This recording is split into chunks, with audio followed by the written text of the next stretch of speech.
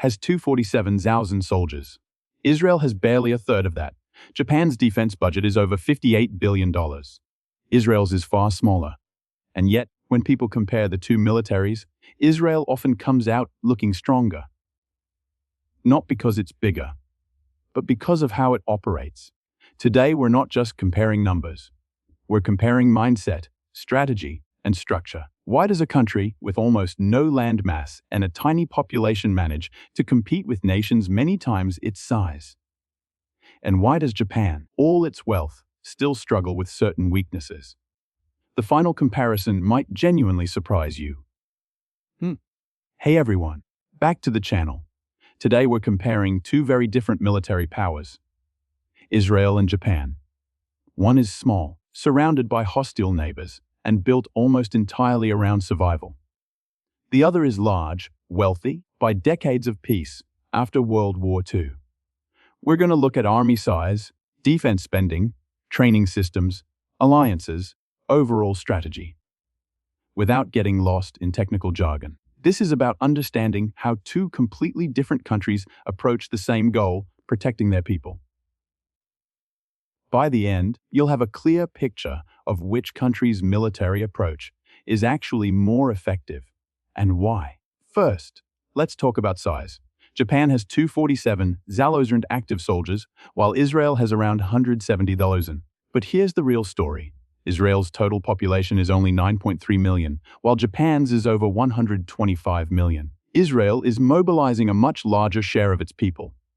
In Israel, almost every citizen, male or female, serves in the military at some point in their life. Japan doesn't have this system at all. So while Japan looks bigger on paper, actually has a much higher percentage of trained, capable citizens ready at any moment. Second, money. 2026 defense budget has crossed $58 billion, a record high for the country. Israel spends far less overall, but the way each country spends matters more than the amount. Japan spends a large portion of its budget buying equipment from other countries, the United States. Israel spends most of its money building things domestically, training its own people, and developing its own systems.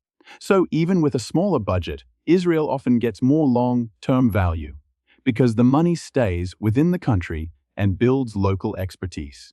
Training. This is where Israel has a massive advantage. Every Israeli citizen is required to serve in the military, which means almost the entire population has some level of combat training and discipline. This creates a society where military skills are part of everyday life. Japan, on the other hand, relies on a smaller, fully professional force, since military service isn't mandatory. This means Japan's soldiers may be highly trained, are simply fewer of them relative to the population. In a long or large-scale conflict, system could mobilize forth alliances. Both countries rely heavily on the United States for support, but in different ways. Alliance with the US is mostly about deterrence, keeping the region stable against threats like North Korea and a rising China. Israel's relationship with the US is more direct, involving frequent military aid and close cooperation during actual conflicts. Hasn't fought a major war in decades, so its alliance is more theoretical. Israel's alliance gets tested constantly in real situations, which means the relationship is more battle-proven and immediate compared to Japan's.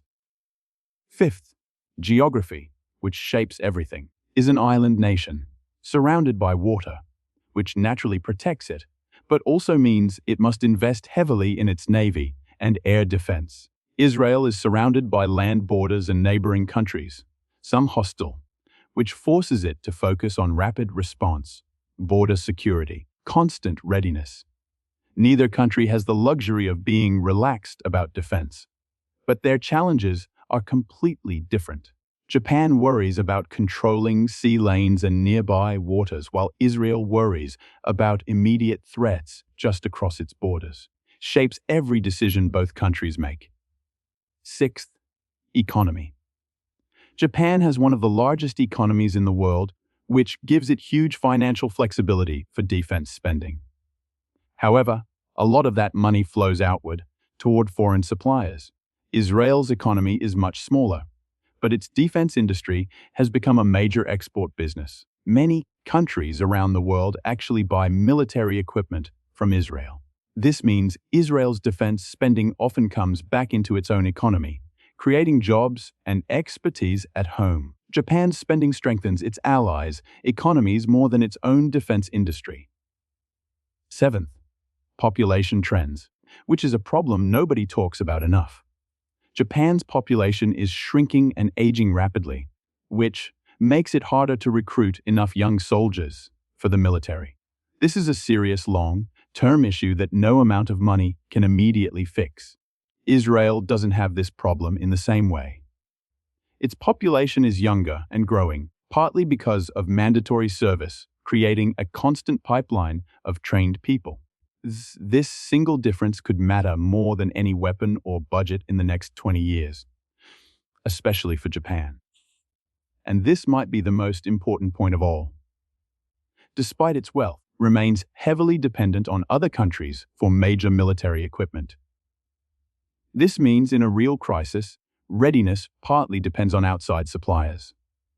Israel has built its approach around self-reliance, designing and producing much of what it needs internally. This doesn't mean Israel doesn't need allies, but its core defense capability isn't as dependent on imports.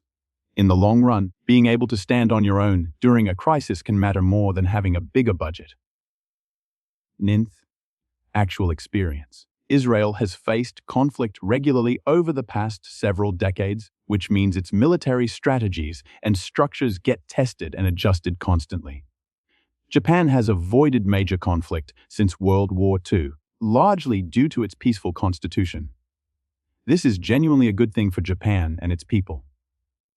But from a pure military readiness perspective, untested systems and strategies carry more uncertainty.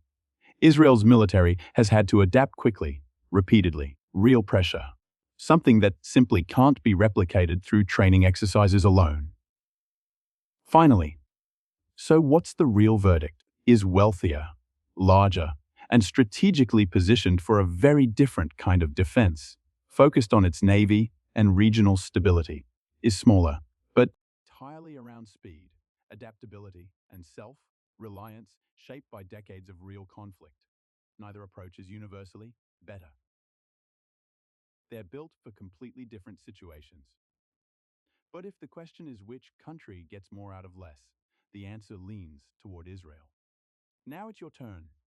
Drop a comment and tell us which country's approach you think makes more sense.